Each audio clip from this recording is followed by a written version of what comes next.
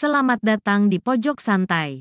Sebelum Anda mendengarkan audiobook ini, kami menginformasikan bahwa channel ini adalah review audio dari buku yang ada di Indonesia. Untuk membaca keseluruhan buku ini kami menyarankan membeli buku aslinya di toko buku kesayangan Anda, baik offline maupun online. Keberadaan channel ini dimaksudkan untuk membantu Anda mendapatkan pengetahuan dari buku-buku kesayangan Anda.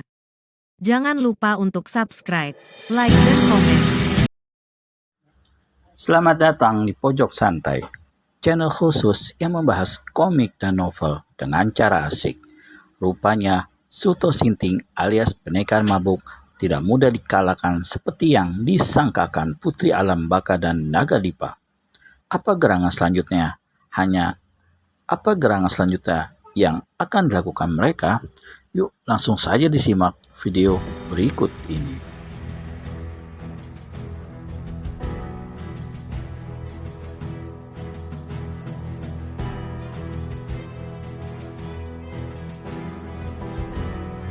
Bunyi putaran bumbung menggaung bagaikan suara gangsing.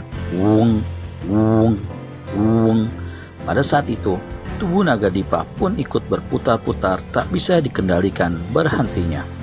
Tubuh itu makin lama makin cepat berputar dan hampir saja menabrak Putri Alam Baka. Perempuan itu segera melompat ke samping dan tubuh Naga Dipa tertabrak batang pohon besar.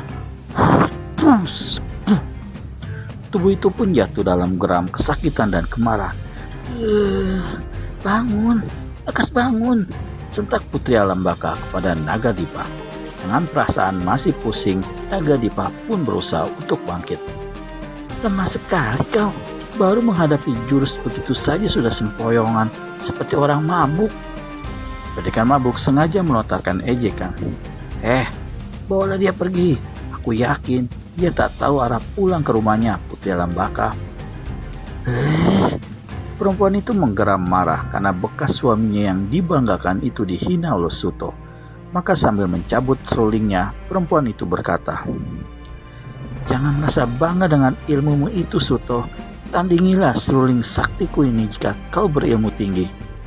Tuit, tulalit, tulilat, tulalit, tuit. Seruling ditiup dengan suara lengking tinggi, iramanya tak pasti. Kalau tidak buru-buru, Suto menutup telinganya dengan kedua tangan, maka gendang telinganya pasti akan pecah. Suara seruling itu ternyata merupakan suara tenaga dalam yang merayap melalui gelombang nada seruling. Bukan hanya membuat gendang telinga pecah, melainkan juga membuat hidung Suto mulai berdarah. Tubuhnya limbung karena menahan rasa sakit di setiap lubang yang ada pada mulutnya, termasuk pada mulutnya. Tetapi anehnya, Naga Dipa tidak merasakan sakit sedikit pun walau ia tidak menutup telinganya. Ia bahkan berdiri di samping Putri Alam Baka dan memperhatikan pendekar mabuk sempoyongan sambil menggeram kesakitan.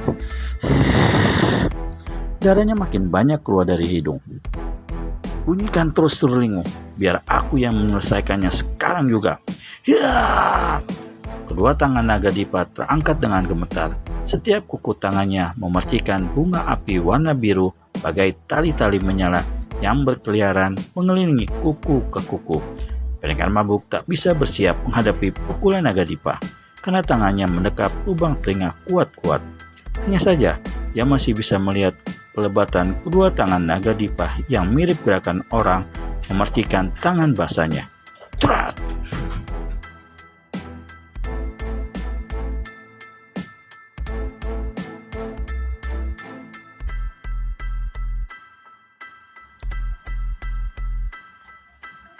Berkilap, sinar biru yang menyerupai benang-benang menyala itu melesat sinar itu ke arah Suto.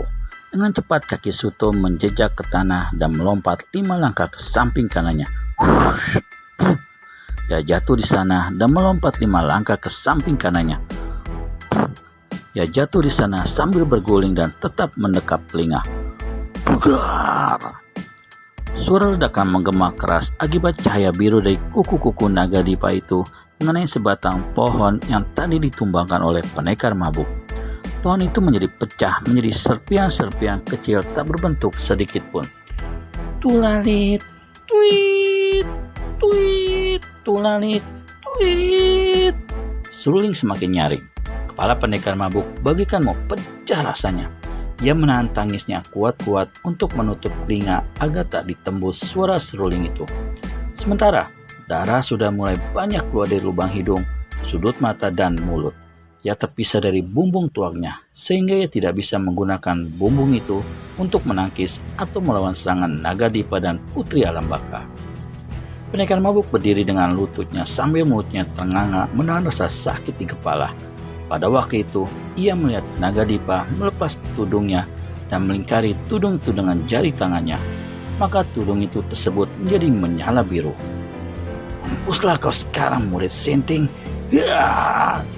Nagadipa melemparkan tudung itu ke arah pendekar mabuk. Suto Sintingan dalam keadaan tak bisa menghindar dan menangkis serangan itu akhirnya menyetakkan napasnya dari mulut. Terlepaslah badai topan yang begitu mengganas menyerang Nagadipa dan Putri Alam Baka. Sentakan napas pendekar mabuk itu tak seberapa keras, tapi telah membuat tubuh Nagadipa terlempar jauh lebih dari 10 langkah, sedangkan Putri Alam Baka terlempar lebih jauh, bahkan sampai terseret-seret dan berdarah. Pohon besar meliuk nyaris tumbang, sedangkan pohon yang berukuran sedang telah rubuh ke tanah. Beberapa pohon berukuran satu pelukan tangan lebih sedikit tumbang dengan akarnya terangkat naik, bahkan terseret kemana-mana, menghantam apa saja yang ada hingga dahannya menjadi retak, patah, tak karuan. Gerakan pohon yang patah itu menghantam pula tubuh Nagadipa beberapa kali. Orang itu berusaha berpegangan pada salah satu akar pohon yang tumbang, tapi karena kuatnya pegangan pohon itu justru ikut terseret menjauhi Suto. Akhirnya, pegangan tangan itu terlepas. Nagadipa terguling-guling, tudungnya entah ada di mana. Sedangkan Putri Alam Baka pun entah kemana. Badai topan yang datang begitu mengerikan. Sepertinya bumi akan terbelah, langit akan runtuh. Seketika itu pula kabut hitam mendung menggantung di angkasa. Gumpalan-gumpalan kabut itu meliuk-liuk bagai ada topan dahsyat di atas sana. Matahari tertutup oleh kabut tebal yang bergulung-gulung mengerikan. Suara gemuruh tak jelas dari jenis apa saja. Binatang-binatang hutan saling berjeritan membuat suasana alam menjadi semakin gaduh dan riuh. Beberapa saat kemudian badai menjadi reda. Sedikit demi sedikit kabut hitam di angkasa itu menyisi. Cahaya matahari kembali tampak menyinari bumi. Suara gemuruh gaduh pun mulai reda. Suto berdiri dengan mata terbelalak tak berkedip.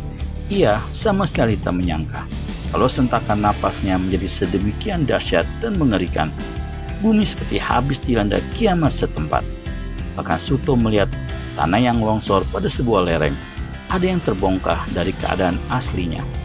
Batu-batu yang semula terpendam di tanah dan hanya muncul di permukaan sedikit itu juga ada yang terpental keluar dan menggelinding jauh dari tempat awalnya.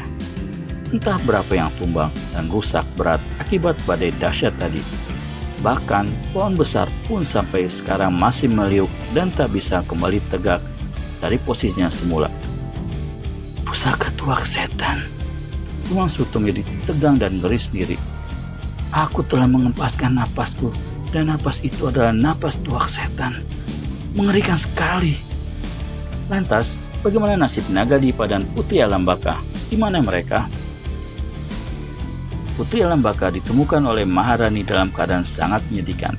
Maharani, satu dari beberapa orang yang lolos dalam peristiwa murka sang nyai itu, baru saja tiba dari Pulau Hantu untuk menemui si Mawar Hitam, tokoh sesat yang sebetulnya sudah tidak ingin turun ke rimba persilatan kecuali berhadapan dengan bidadari Jalang.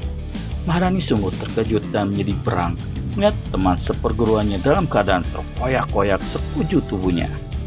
Mata kakinya remuk karena terhampit batu besar. Serulingnya pecah dalam genggaman sendiri. Darah membungkus seluruh bagian tubuh Putri Alam Baka hingga hampir-hampir wajahnya tak dikenalinya lagi.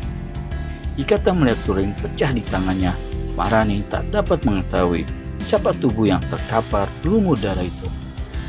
Sumbi, panggil Maharani menyebut nama asli Putri Alam Baka.